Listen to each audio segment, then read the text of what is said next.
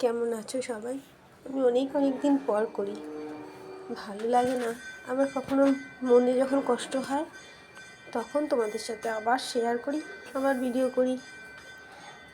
কী করবো বলো? এরই নাম হয়তো জীবন, এরই নাম হয়তো সংসার। সবাই ভালো আছো তো?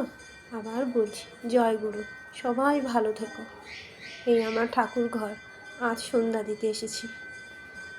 সব কাজ সেরে সন্ধ্যা দিতে এসেছি।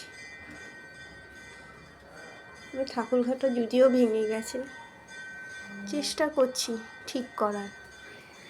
করব, যেদিন দিন দেবে সেদিনই করব। খুব কষ্ট হয় আমি জানি ঠাকুরের, চেষ্টা করছি। ঠাকুর ঘর ঠিক করতে অনেক টাকা লাগবে তো, তাই একটু একটু করে জোগাড় করছি, করব।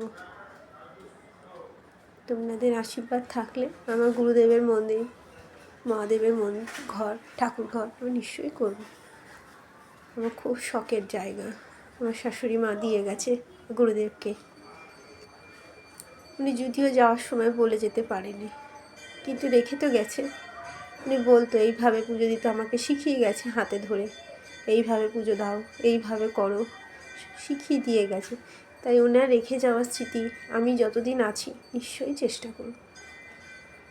আমি শুধু এটা, আমি যেন ঠাকুর দিতে দিতেই এই পৃথিবী থেকে যেতে পারি।